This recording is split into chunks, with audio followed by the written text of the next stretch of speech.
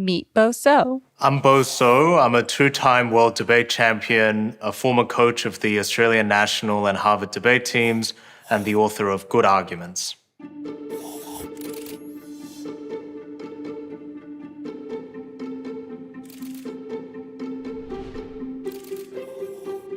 What inspired you to write your book, Good Arguments? I felt the need to write Good Arguments because I think our public conversations are in a state of crisis.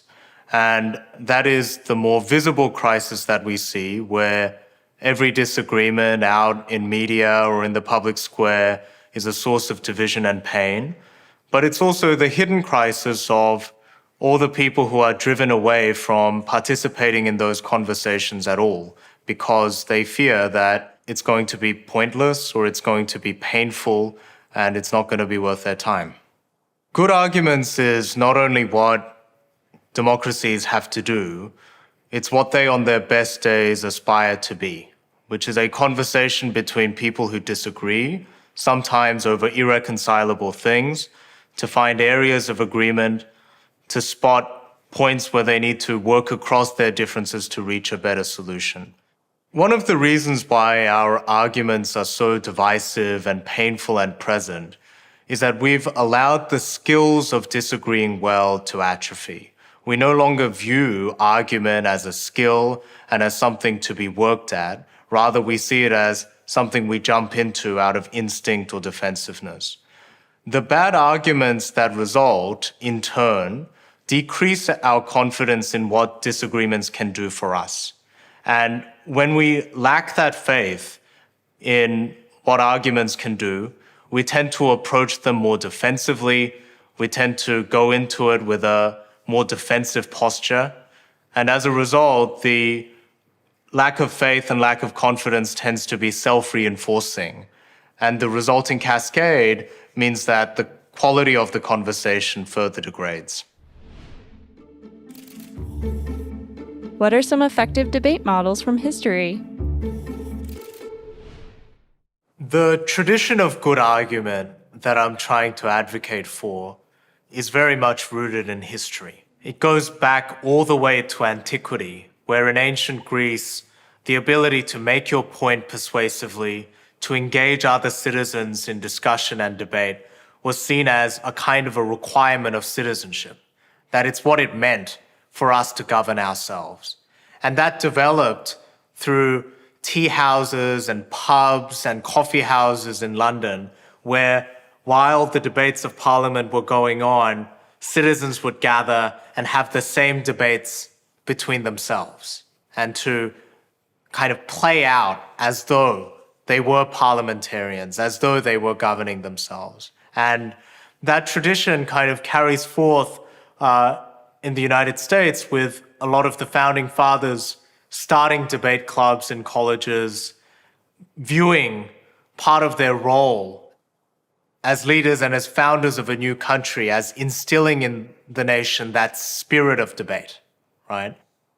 And though that tradition has become harder and harder to discern in our everyday lives, there have been periods in the history of the US and the history of democracies and the history of the world where those debates were a feature of people's day-to-day lives. So one high-profile debate that comes to mind is the series of debates between the civil rights leader James Farmer and Malcolm X, who had a different view of what racial liberation looked like, what the appropriate response to racism was. And these were a series of disagreements between people who were ostensibly on the same side, whose objectives were, in some sense, allied, but they were not shy about voicing their disagreements in really candid, strong, full-throated ways in the view of the public, knowing that the other side would respond respectfully, that they would be candid about the disagreements, and through that conversation, that they would be able to get somewhere they couldn't on their own. There are three lessons that I take away from the Farmer-Malcolm X debates.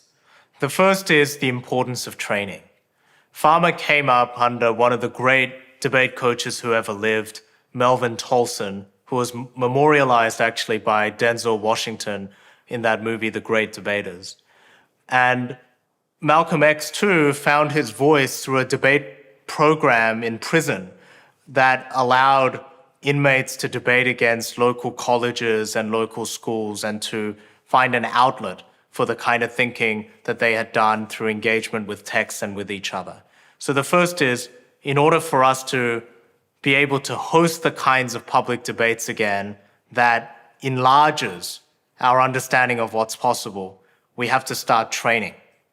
And we have to start training our young people. We have to train ourselves to be able to engage in those conversations. The second is the importance of format.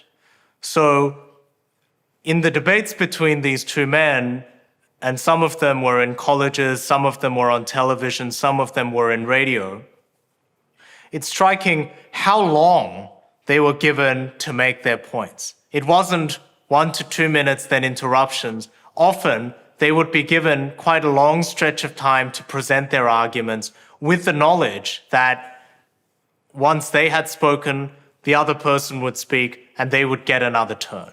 So they could, and they were sometimes forced to sit back and listen, knowing that their chance was not now, it was coming later. So there's an importance of the kind of format in which we pit two people against one another. The third thing that you see in those debates is the importance of having a relationship with the person that you're disagreeing with that's greater than just the disagreement itself. So behind the scenes of these big public encounters, Farmer and Malcolm X were getting to know one another. They were going to one another's houses.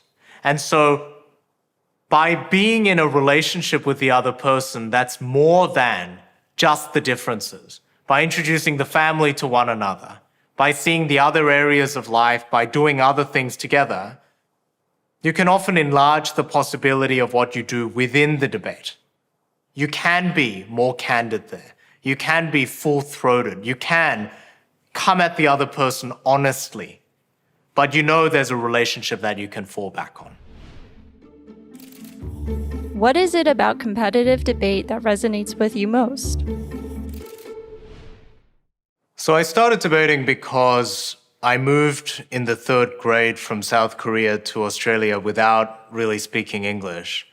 And I quickly found the hardest part of crossing language lines, of cultural lines, was adjusting to real-life conversation, where people can, mid-sentence, pivot into talking about something else, where what their faces say and what their gestures say don't always match the words that are coming out of their mouths. And I found that all of those difficulties tended to compound in disagreements where passions tend to run and people tend to be more disruptive, to interrupt, to speed up and slow down at unexpected moments. And in response to all that, I resolved to be very agreeable in the way in which I presented at school and to keep my thoughts to myself. And the thing that changed that and shook me out of that was I joined the debate team off the strength of one promise from my 5th grade elementary school teacher, which was that in debate, when one person speaks, no one else does.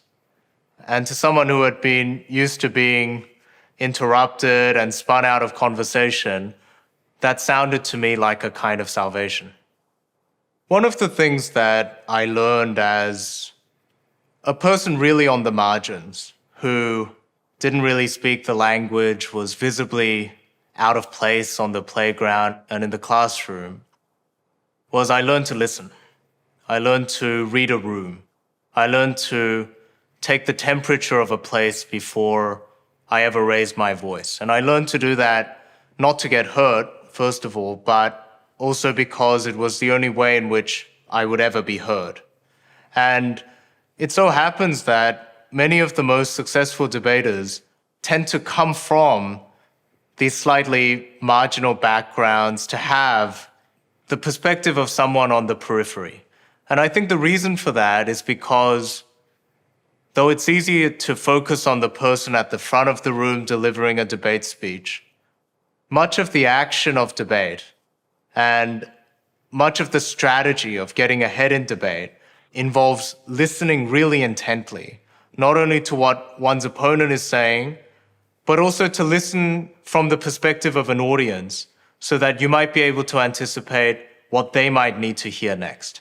And so what started for me as a kind of a liability or a disadvantage that I had to overcome ended up being a tremendous strength, because one of the great lessons of debate is, in order to be heard, you have to first listen. What concerns you about how we consume information? Debates are only as good as the information and the knowledge and the skills that debaters bring to it. And one of the more concerning things that we see at the moment is people's information diets not being sufficiently varied, not being sufficiently rich to sustain the kinds of conversations that we want to have. The first thing is, we cannot allow the debates that we see on cable television to be a kind of a replacement for the disagreements that we should be having in our day-to-day lives. So our political leaders or our favorite media personalities can't be like avatars to whom we outsource the work of thinking for ourselves and having these conversations for ourselves. So the first is viewing media not as a substitution, but as a source of equipment and knowledge that we can then transfer into the kinds of conversations that we have. The second thing is having a variety and a diversity of sources that we turn to get our information. And one of the impulses that partisan media, siloed information sources feed off is our desire to be validated, to have news reflect back to us what we already believe to be true about the world. And just the way that debate encourages us to seek out differences and to see them as productive and revelatory and mind-expanding, so we should view the different signals and information and perspectives we take in, because that richer diet allows us to see more perspectives and to challenge our own thinking more consistently.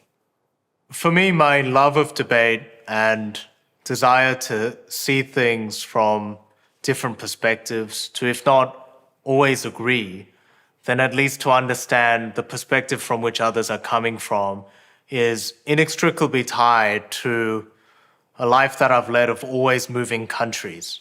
I had to move from South Korea to Australia as an 8-year-old. I grew up in Australia, then moved to the US for college. I got a postgraduate degree in China, and then came back through Australia back to the US. And through each of these moves, there was a lot of work of translation and work of adaptation and having to figure out where the surroundings were at before I could make a home in them. And a lot of that was information gathering, whether that be reading the news, but often in conversation with people in those locations, in those neighborhoods, to figure out that most basic and difficult question, which is, where am I? And to do that, you needed all the help that you could get, and you needed to rely on all the information sources you could get. And one of the things that I learned to do, I think, is to resist easy answers to that question, and to try and piece together from a kind of a mosaic all the different sides of a place. How do you listen to opposing arguments? We're used to thinking about listening as an essentially passive act, where we sit back in our chairs and take it all in. Debaters know that it's a much more active process than that. So when a speaker is speaking, a debater has paper and pen ready, and they're doing at least 3 things. The first is they're trying to transcribe in as accurate a detail what the other person is saying. And often, when you separate out your own perceptions of what the speech is versus the reality of it, you'll find that it's sometimes different. The next thing that you're trying to do is try and reconstruct the argument that's being presented in its most basic form, to say, what is the real thrust of this argument? And can I put it down on the page and organize it on the page in a way the other side would recognize as faithful to their argument? The next thing that you're doing is you're sometimes building up that argument into even a stronger version. So what else could the opposition have said to further their argument, to improve their argument? And through this process, you're not only listening to the words that's coming out, you're trying to reconstruct the deeper meaning behind it, you're trying to strengthen their argument, all for the purpose of being able to engage with their case and their perspective more fully. There are two lessons that we can take away from how debaters listen and to try and apply it in our own lives. The first is, it is in your best interest to understand the opposition's argument as they would understand it. And what that means is, it's not in your best interest to twist their meaning or to take it at its worst or to capture only a fraction of it, because they won't feel as though they had been listened to and heard and ultimately responded to. And unless that moment, that click, and that moment of contact happens, it's not a real disagreement. It's not a real debate. It's a kind of a quarrel or people talking across one another. The second thing is, it's also in your best interest to respond to the strongest version of the other side and sometimes to build up the other side's case so that it's even better than where they have it now. And the reason for that is, after you finish speaking, the opposition might have a light bulb and come up with a better case. Or someone on their side might say, you've responded to the weak version of this argument, but here's something better.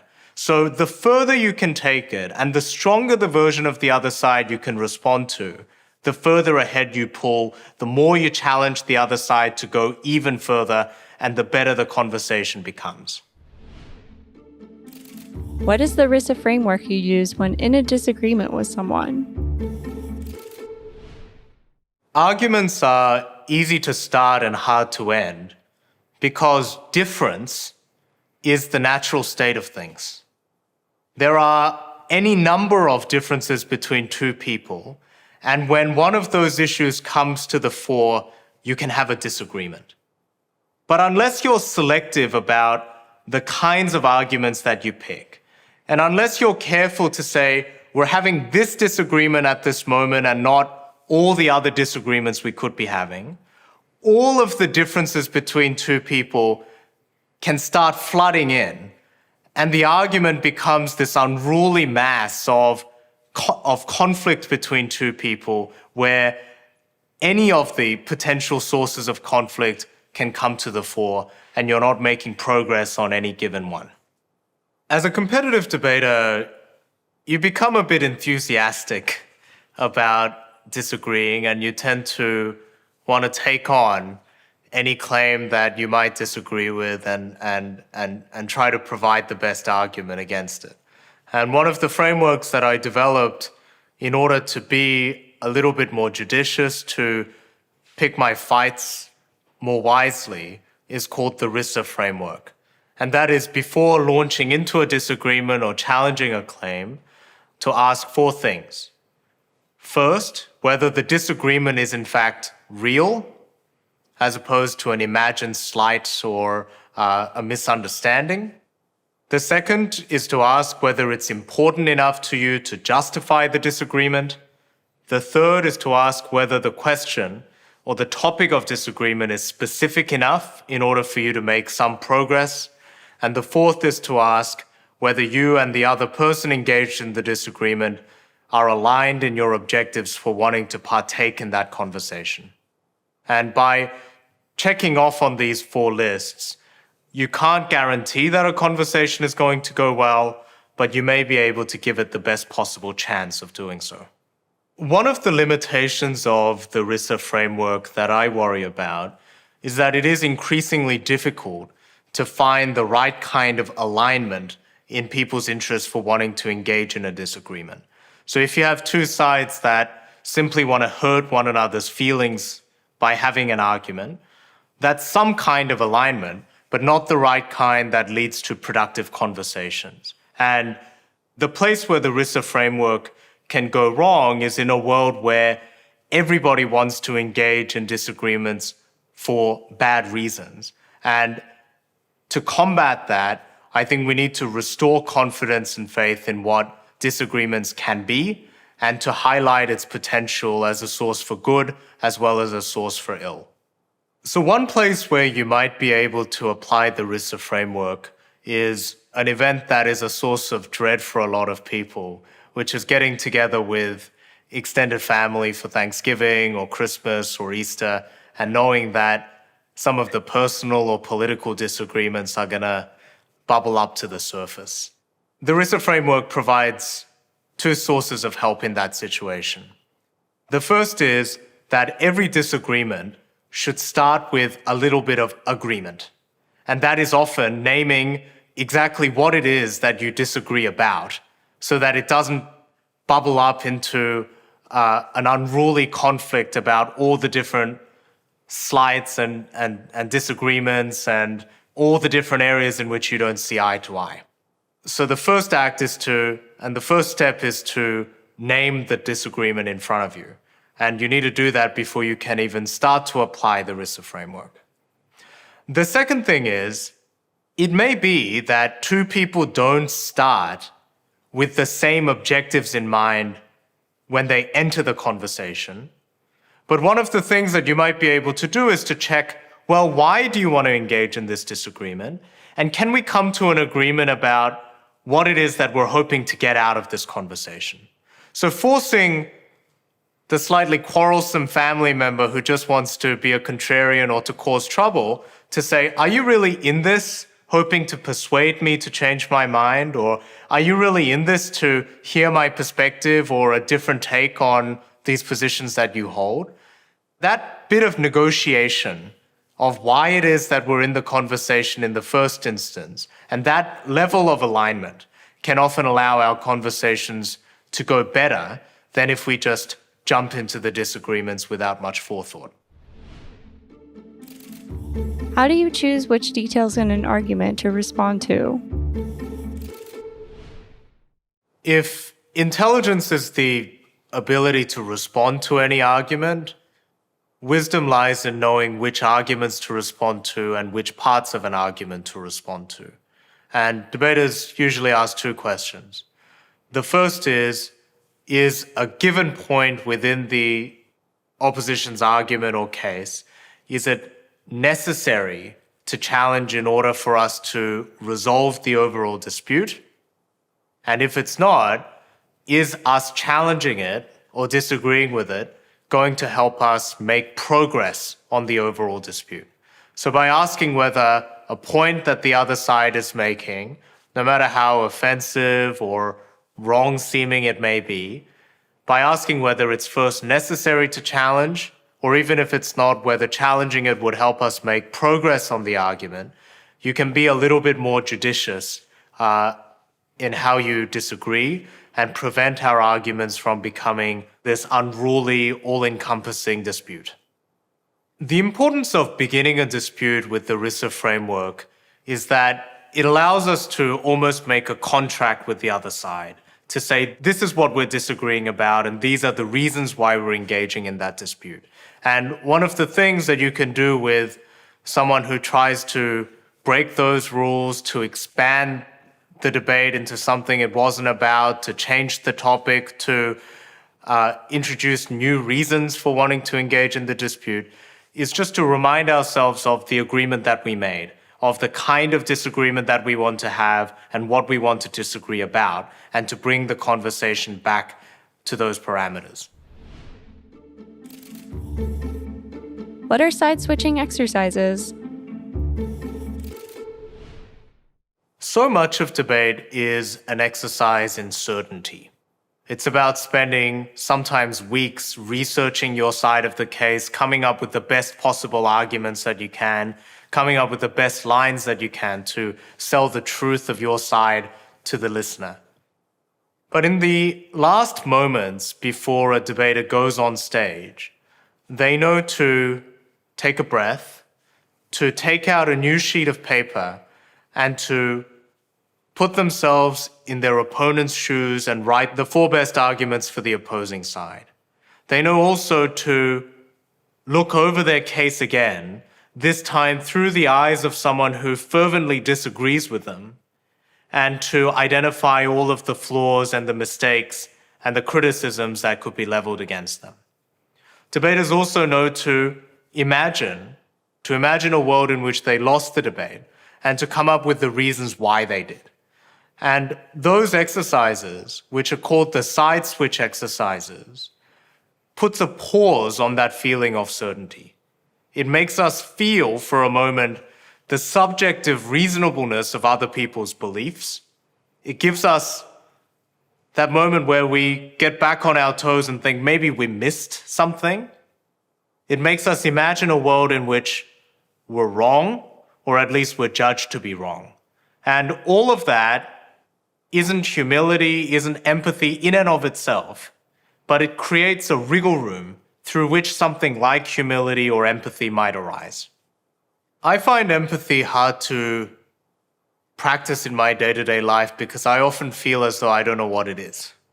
Sometimes it feels like a kind of a magical psychic connection that you look into the eyes of someone and then somewhere music starts playing in the background. Or it feels like a virtue that some people are born with and that other people don't possess. It was through the experience of debating that I saw a different view of empathy, which is empathy as a series of actions, which by putting yourselves in the shoes of an opponent and coming up with some arguments for their case, or by looking at yourself through the eyes of an opposition and trying to look at all the reasons why you might be wrong. I think so many of our conversations at the moment feel like they're stuck. It's people fully convinced of their views, shouting at each other from a distance. And it's a kind of a trench warfare where people are fully entrenched in the position that they've always held. And creating that little wriggle room for doubt, for letting in the possibility that the other side might have a couple of points in their favor and that you might have missed something. I think that's one way in which empathy comes in at a time when it's in such short supply. The side switch exercises and the kind of empathy that debate brings into the conversation is not only applicable in personal disagreements, but in my view, more urgently needed than ever in our political disputes, in disputes between political parties and factions and your ideological commitments. But in order for us to be able to put into practice, I think we have to remember that each of us are bigger than our political affiliations, than our religious commitments, than our ideological beliefs. And more importantly, the other person is more than a representative of their party or their position in society or the beliefs that they hold. And by allowing our encounters to be larger than the affiliations that we have, that gives us the best chance, I think, of being able to explore new ideas, to listen to the particular nuances of where the other person is coming from and not the categories we would place them in. And it's in that setting that exercises like side switch become most effective, when we view the other person and when we view ourselves in our fullness and not merely by our membership or affiliation in groups of like-minded folks. What subjects should we not debate? One of the hardest questions I had to grapple with in writing this book is, are there some subjects that we simply should not debate? And the conclusion I came to is we should draw at least one bright line, which is saying we should not debate the equal moral standing of persons. And the reason for that is the whole premise of debate and the reason why we give people equal time in which to speak, and we give them the promise of being able to speak uninterrupted, is because we say their voice is worth hearing, and their voice is worth hearing equally as that of their opponent. And so a debate about whether a certain race of people or group of people are inferior would be antithetical to what debate stands for. The recent attempts to shut down debates about certain topics or to deplatform speakers who have been spreading divisive and hurtful messages seems to me both a response to the fact that many of us have lost the ability to disagree constructively and passionately and humanely, but it also seems a reflection of a lack of confidence that the resulting disagreements can be anything other than a source of pain and of division. And so one of the things that I think the skills of debate does, that the RISA framework does, that side switching does, is it expands the scope of what we are able to talk about, because it enlarges and improves and strengthens our ability to talk about contentious and difficult issues in humane, compassionate, and productive ways. So one of the reasons why we need the skills of debate now is at a time when there are all these pressures to shut down debate, to be able to not only talk about more things, but to do it in a way that brings in people rather than excludes them. How should we approach a social media debate? There's a lot of literature now about how you might be able to pull ahead in social media fights. There's wisdom about not engaging in the discussion forever, not using too many inflammatory words, so on and so on. But I tend to be a little bit more pessimistic about it. And I think in order for us to start building back the skills of good argument, we usually need to do it face to face. And we might need to do it in the absence of an audience to start with, so that we resist the urge to perform for an audience, but rather listen and respond to the person across from us. So it may well be that a better version of social media that doesn't amplify the most inflammatory material, that doesn't have anonymous contributors, that doesn't have the kind of the culture of hate and vile disagreements that we see at present. It may be that we can one day equip ourselves to engage in a better form of social media, but I tend to think the starting place has to be face to face, has to be maybe away from an audience to begin with, so that we're building one interaction at a time the skills that we have lost. What is the psychology behind liking or disliking to argue? The people in my life who are most quarrelsome, who are most primed to always engage in disagreements, tend to want, I think, two irreconcilable things. The first is often they want to be heard, and they want to have their perspective carry through and to connect with the listener. But another slightly darker desire they have is to dominate over their opponents and to show themselves superior.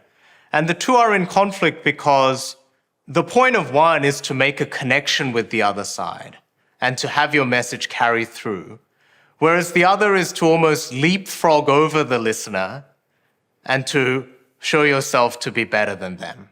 And so I think those people are often caught.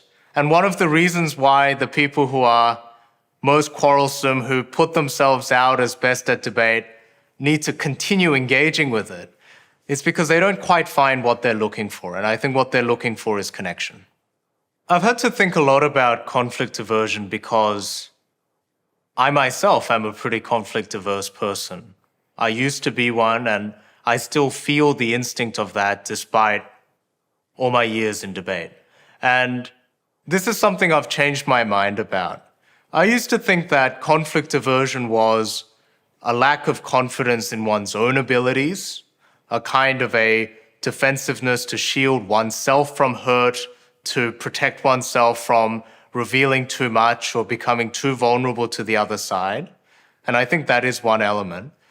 But nowadays, I think conflict aversion also shows a lack of confidence in the other person, in their ability to receive you with some measure of grace, to respond to you kindly, and to make something constructive out of the conversation you're building together. And so I think the common trait of conflict-averse folks is a lack of confidence, not only in one's own abilities, but I think more controllingly, more importantly, in the other person. Where the conflict-averse person and the highly combative person meet, in my view, is in their shared desire for a connection. And it's a connection that they don't get just by persisting in their most natural modes. You can't connect if the only grounds on which you connect with another person or you reach out to another person is similarity rather than difference. And similarly, you can't connect if your whole desire is to dominate or to show yourself to be superior than the other person. So in managing both of those personalities as a debater and as a coach, but also as, in my view, every human contains both of these instincts within them. I think the place where they meet and the middle ground where good arguments stem from is from a recognition that it's through connection with others, it's through an encounter with others that we get more than we would be able to on our own. Why are disagreements with loved ones the most painful? Some of the most painful disagreements we come across in our day-to-day lives are with loved ones. And I think the reason for that in one word is carelessness. When it comes to those whom we're closest to, we are usually quickest to assume they should agree with us. After all, they're the people we've chosen to share our lives with. We're quickest to assume they should understand us even when we're not expressing ourselves very clearly. After all, they're the people who know us best. And the combination of all of those things is we're least likely to think about the effort that it takes to disagree well because we have this idea that love should be effortless. And the great tragedy of that is if only we loved the other person a little bit less, or if we cared for them a little bit less, then maybe our disagreements would be less painful. The more we care about another person, the more high stakes a disagreement feels. The closer we feel to another person, the more we think they must agree with us. And the more of our lives we share with another person, the more points of potential disagreements arise. Why is agreeing better than disagreeing? So in this time of extreme polarization, the impulse to seek out agreement can feel pretty attractive. And this is the rhetoric of, remember, there is no red America, no blue America, right? This is the unifying rhetoric of focusing on all of the different things that we have in common rather than the things that bring us apart. And someone might plead at this point, we're all human after all, and we should focus on that. And the force of that argument, that unifying rhetoric, derives not only from what we can do when we focus on the agreement between us, but I think also from the shadow that lurks, which is disagreements can be really destructive. And so part of the appeal of that unifying logic comes from conjuring up the boogeyman of what disagreement can be. And at least it's not that. At least we can have agreement that's a little bit thinner, maybe a little bit blander, just having to do with us being generally human or living in the same place. But it's better than the alternative of divisive and painful disagreements. What makes rhetoric so powerful? I think we're living at a time of real distrust of rhetoric. And when we say something is rhetoric, we mean something like it's mere rhetoric. Those are just empty words, or you're trying to fool me in some way, you're trying to manipulate me. And the origins of that suspicion of rhetoric come right from the beginning of rhetoric as a kind of an education and a tradition. So there's a debate between Socrates and Gorgias, who's a rhetorician and a public speaker. And Socrates accuses Gorgias essentially of practicing an art, rhetoric, which is divorced from the truth, that preys on people's desire to be flattered, that preys on their kind of fickleness and their responsiveness to emotional appeal rather than the dictates of reason. And this view and this suspicion of rhetoric has really won out these days. When people say that's just rhetoric, it's a kind of an accusation, it's a put down, it's a way to reveal a kind of a trick.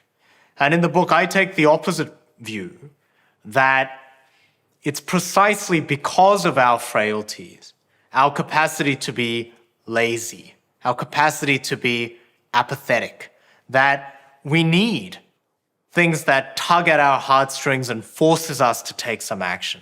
That because it takes an enormous amount of activation energy to change our minds at all, let alone to act on those changed beliefs, we need something greater than ourselves to pull us along.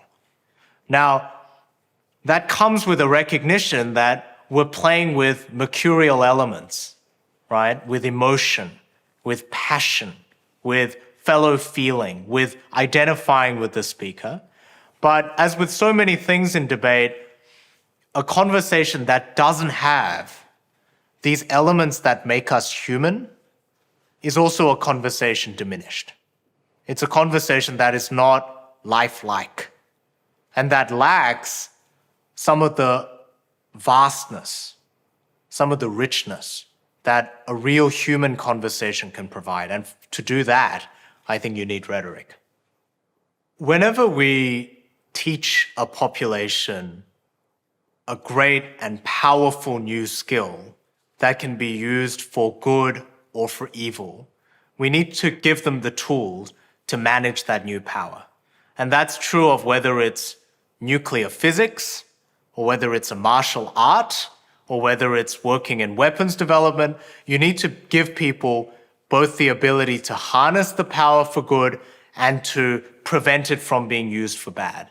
And I think this is true for debate too, that in a world where many people possess the tools of rhetoric, some of them will use it for evil, will use it to promote bad ends. And a population that understands both faces of rhetoric, the ways in which it can be used for good, but the ways in which it can be hijacked and abused, I think that's a population that has more immunity to demagoguery, to the abuses of rhetoric, because they're able to identify what is happening, to be able to call it out in some instances, and resist the temptation to simply go along with it uncritically. What are the 3 principles of rhetoric? There are 3 principles from debate on using rhetoric more effectively in our disagreements. The first is proportionality, the second is personality, and the third is panache. It's the 3 Ps. The first is many of the abuses of rhetoric come when the kinds of claims that we're making, or the words we're using, or the gestures we're making are out of sync with the content of the arguments. They exaggerate, or they diminish, or they're out of proportion. So the first is not to overstate things, but not to understate things either, both in terms of the language that we use and in the gestures that we use. So there has to be a kind of a proportionality between the rhetoric we marshal in favor of our arguments and the arguments themselves. The second is personality, which is bringing ourselves into our arguments a little bit more. Remember, what we're trying to do is to make the audience undergo a kind of a change, to end up somewhere, believing something they didn't before. And in order to do that, they have to make a kind of a journey from where they were to where they're going. And one way in which we might be able to help them undergo that journey is by explaining how we went through that process ourselves. So people may not always know very much about a particular issue or the truth of any given claim, but people are pretty good at judging other people. And by showing your own journey and how you got to the position and the perspective that you're offering, that can often be very useful. The last bit is panache, which is there is a part of rhetoric which is crafting the language, putting the right combination of words in sequence, using all the tools of voice and gesture to be able to most effectively sell that argument. Those moments of panache, or what we call in debate sometimes applause lines, are important because they signal to the listener that they are worthy of a certain kind of attention and work, that we, with them in mind, put in all this time to try and make this sound as convincing as we possibly could. What is Schopenhauer's heuristic dialectic, and why is it useful? So Arthur Schopenhauer was a German philosopher born in the late 1700s. And in addition to all of the broad-ranging contributions that he made to philosophy, from aesthetics to ethics, he personally took a pretty dim view of humanity and of our situation. He said as a teenager, having experienced a lot of loss in his family, that the world must be the work of a devil who had created the world so that they could relish in the suffering that people went through. And in his work as a philosopher, he was known as a very confrontational, quarrelsome character who picked fights with everyone and tried to get one up them in a debate and in a disagreement. And later in his life, he wrote this parody document called the Heuristic Dialectic, where he offers 30-odd tactics for beating the other side at all costs. And they're tactics like interrupt and call the other person names, or change the subject, or offer a non sequitur to confuse the other side. And the question for me, and the question with any parody is, does he believe that this is all there is, that this is all people are really capable of?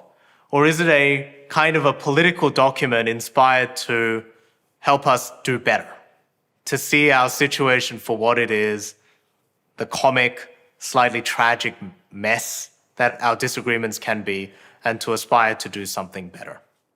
So the rules of debate, simple as they are, matter because it's what makes a conversation a debate rather than simply conflict or an exchange of insults.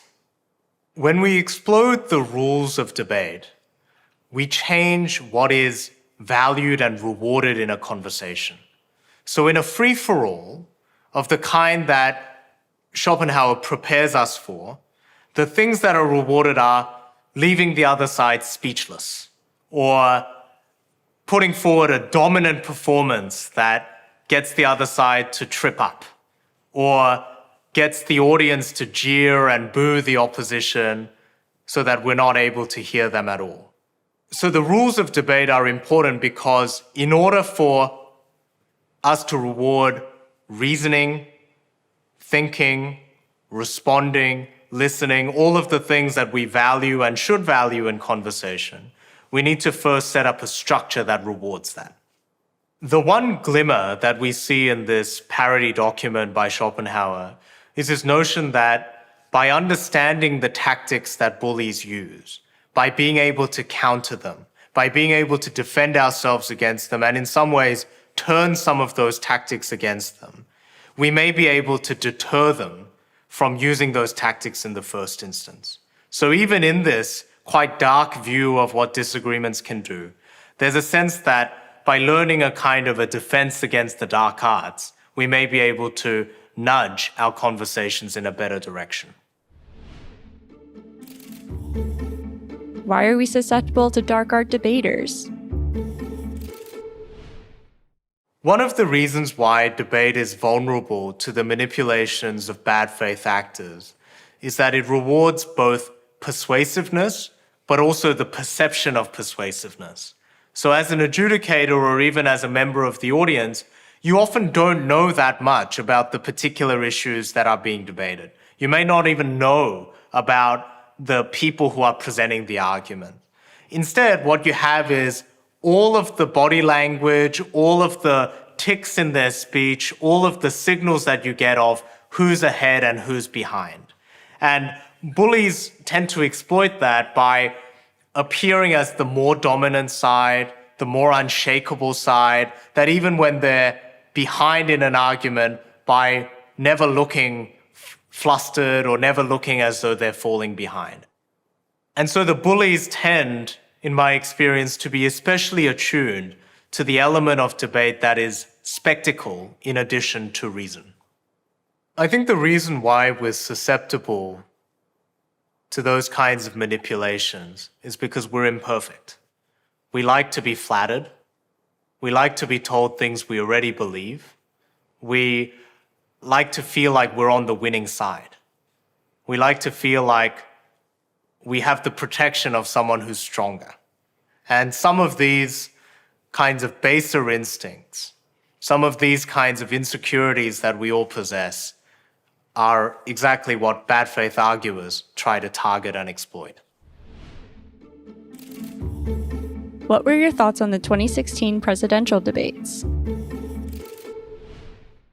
I was watching the first presidential election debates with my debate partner, and we'd received an assignment from the Atlantic media to write a kind of a review of the two candidates' performance in the debates, and maybe to come to a judgment of which of the two sides had won.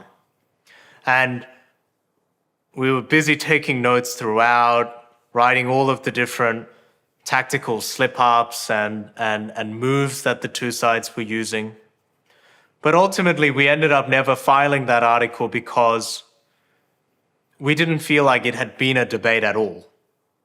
And so whoever came out ahead in the audience polls about who they believed had won, inasmuch as it was a win, it wasn't a debate victory, because what had unfolded wasn't a debate, it was a kind of a brawl. What was then my greatest triumph in the world of debate, which was winning the World Universities Debate Championships. And what started as the absolute highlight of my years and the height of my confidence in what debate could do for a person and could do for a society, I saw that sink to a kind of a bottom when you saw the two people competing for perhaps the most consequential office in the entire world engage in a kind of an unedifying spectacle that was a debate in name only. And I saw the potential for the format of debate, to which I'd given much of my still short life to. I saw the potential for that format to be exploited, to be hijacked, and to be degraded. The thing that struck me most about those debates is how quickly a stage set up with rules, with moderators, with the values of a community that had decided to make debates a part of the democratic process, how quickly that could be turned into a kind of a brawl where there were no rules, where the only thing that mattered was the display and the spectacle of dominance over the other side, where embarrassment was the currency, or where bigging oneself up always came at the expense of putting the other side down. And for me, the takeaway from that was those darker impulses that feed into bad disagreements are not only within the activity of debate, but they're within all of us. That just the way that we have the capacity to disagree well, we also have the capacity to disagree badly.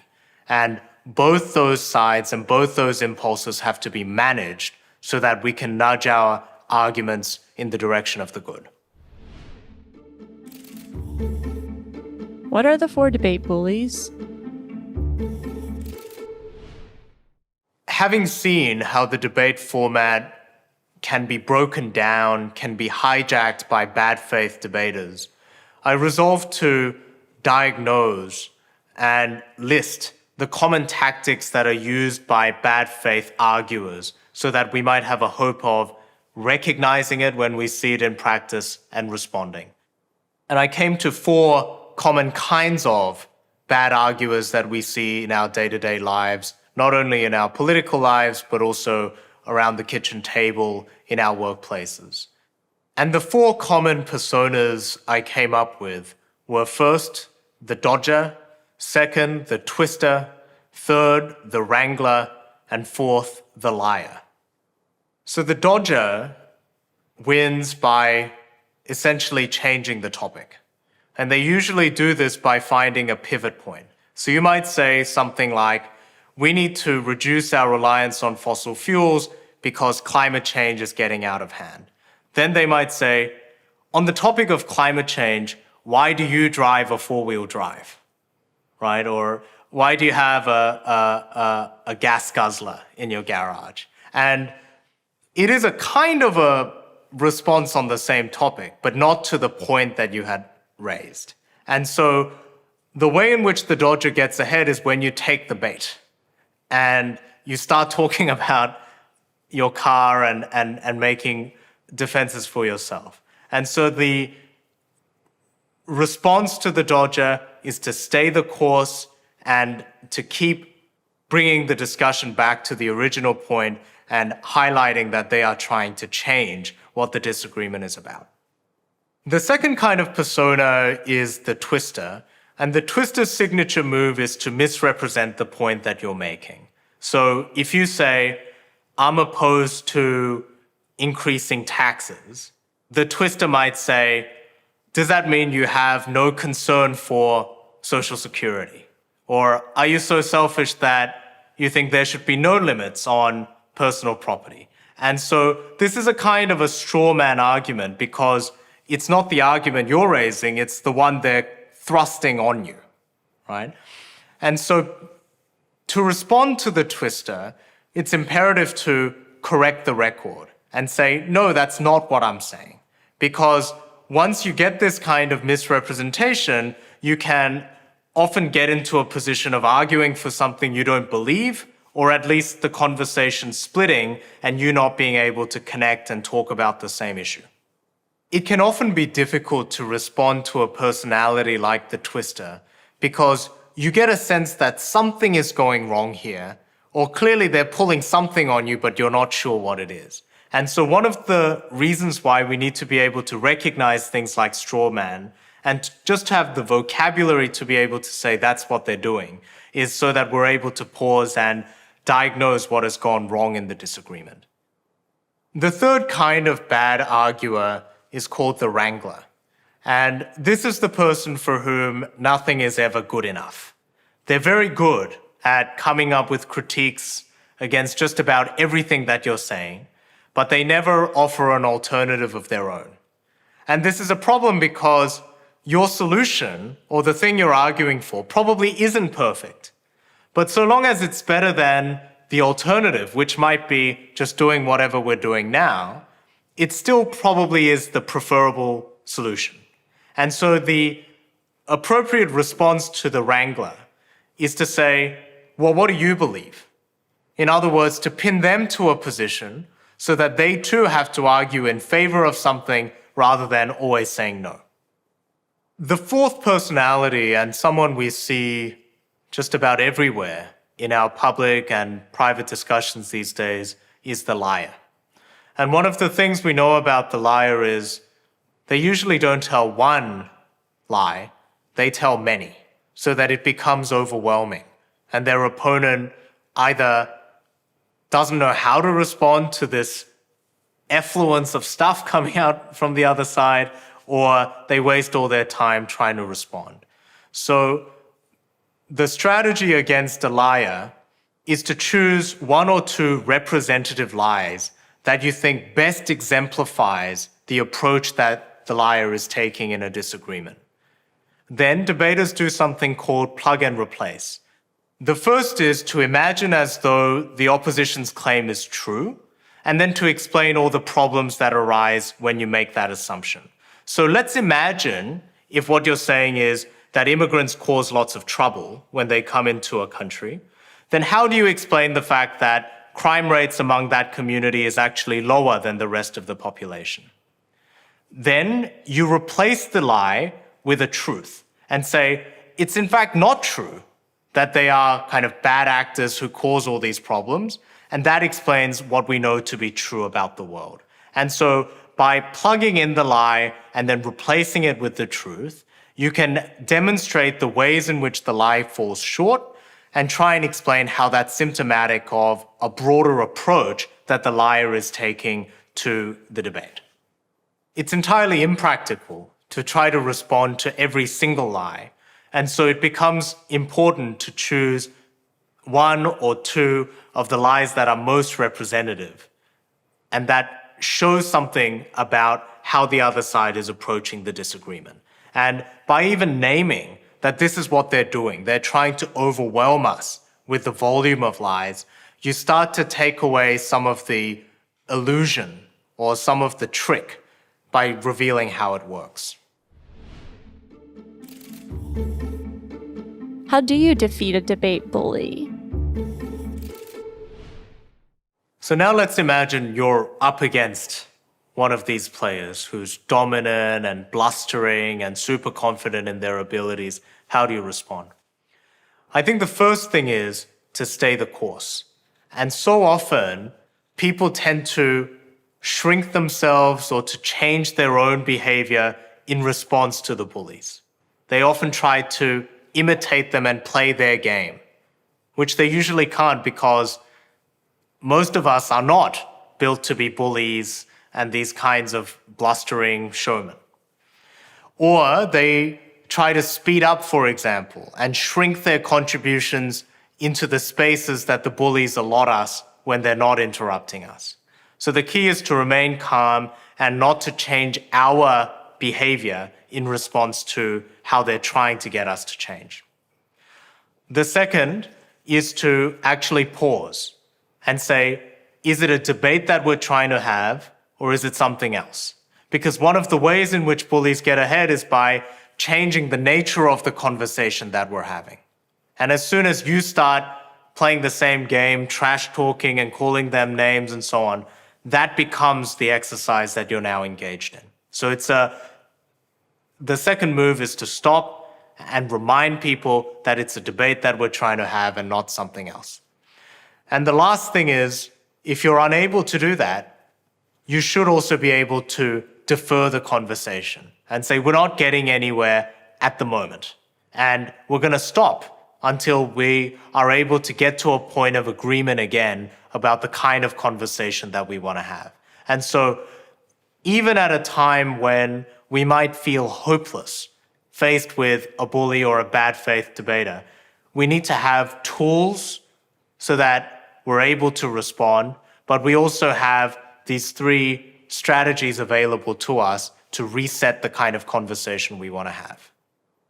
The fifth persona of bad faith disagreement differs from the other four because he or she is not interested in trying to pull a sneaky maneuver within the logic of debate. Rather, it's their aim to change the conversation from a debate into something else, into a kind of a brawl or an all-out disagreement where anything goes. And so brawlers get ahead by changing the rules of the game so fundamentally that all of those things that we value in debate now go out the window, and you're essentially in a kind of a fist fight fought over words. The first thing to remember is, though many of us contain the impulses to brawl, to turn a debate into something other than a debate, very few people, I think, are actually beyond the pale. And so pausing a conversation, reminding them it's a debate that we're trying to have and not a different kind of conversation, I think can often be effective at checking and reminding the other side, I know what you're trying to do and I'm trying to resist it. I'm trying to bring this conversation back on course. So in most instances, against most people, even when they are inhabiting this bullying persona, I think the right thing is to try and bring the conversation back into the mold of a debate. But there are instances where on that day, or just because of the kind of person they are, they're not amenable to engaging in the kind of conversation you want to. And when you have someone like that, it may well be that persuasion can no longer be the aim of the exchange. It can be something like checking their lies or offering a different perspective. But so when you're faced with someone who is a brawler to their core, a bully to their core, then you have to shift in your orientation away probably from simply persuading them, but to maybe checking their lies or to offering a different perspective. One thing that knowledge and mastery of this kind of defense against the dark arts allows us to do is to challenge the bullies in our lives. And some of that is a necessity because they're there and they often bring the fight to us.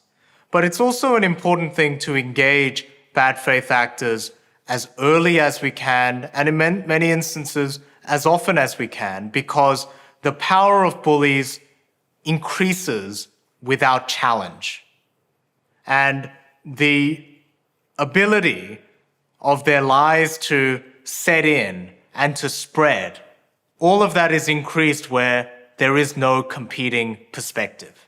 So one of the things that this toolkit allows us to do is that it allows us to challenge views that would otherwise go undetected or underappreciated or unchallenged.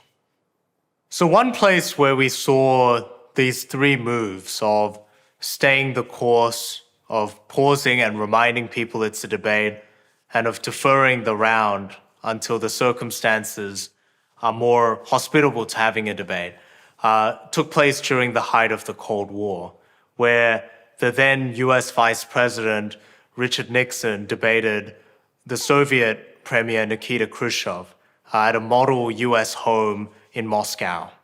And here you had on one side a relatively svelte, kind of a very savvy political operator in Nixon, and on the other side, a much larger, kind of imposing physical presence who embodied in some way the Soviet alternative to the US vision of liberal democracy. And in the debate that ensued, Nixon had been a kind of a champion high school debater who had been taught that it's a conversation that we're trying to have in debate, that you shouldn't shout at your opponents, that you shouldn't talk over them. He came across in Khrushchev a person who was used to hearing the sound of his own voice, right? And not being spoken over and dominating every conversation he took part in.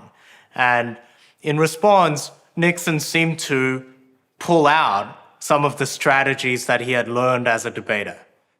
He refused to change his argument strategy in response to Khrushchev's attempt to interrupt. He stayed the course, he slowed down, he paused while the other person was speaking, but picked up right where he had left off. He called out all the constant interruptions. He said, in the US, we would call you a filibusterer because you do all the talking. And that kind of moment of levity reset and took some of the heat out of what would otherwise have been people talking over one another. And when none of that was working, Nixon said, let's do this again another time, right? And forced an agreement from Khrushchev that they would pick up the discussion at a future point.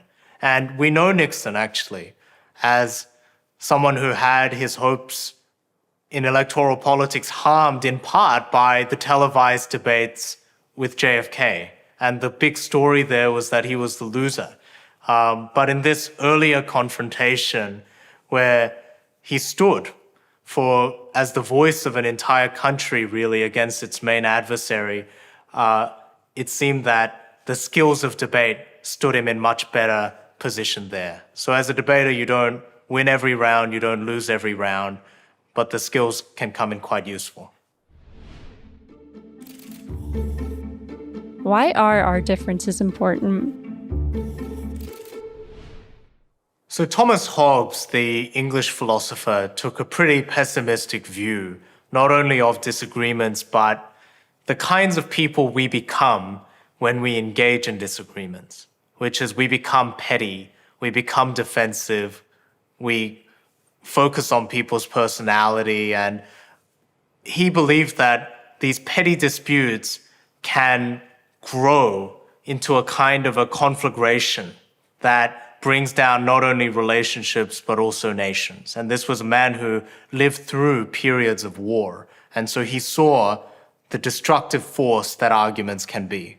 And looking at all that damage, which I think is not dissimilar to where we are and the kind of things that we see in the destructive capacity of disagreements, he concluded that the appropriate response was to take on a posture of civil silence towards one another, that we wouldn't engage in these disagreements, that we would, as much as possible, try to grin and bear, to tolerate one another's differences, and not to disagree about them overtly, lest the disagreements grow into a state of conflict that none of us can control. I mean, Hobbes is a pretty smart guy, and so it's hard to dismiss some of these ideas too flippantly. And the honest truth is, I felt the force of that wisdom in my day-to-day life. You know, when I was feeling like I didn't have a voice, or when I was feeling like I was on the margins and my welcomeness in a place was kind of conditional on me not causing too much trouble or rocking the boat. When I've been through periods in my life where I've felt that kind of defensiveness or vulnerability, I often did have the thought it would go a lot easier if we could focus on our similarities and to minimize as much as possible the differences. And the problem with that is our commonalities are only one part of the fullness of our relationship with one another. And part of what makes the encounter between two people meaningful is not only all the things that they share, but the differences. And that variety is a source of challenge. It's the way in which we piece together truth from different perspectives. It's the way in which we go beyond ourselves, learn something new, reach for something new.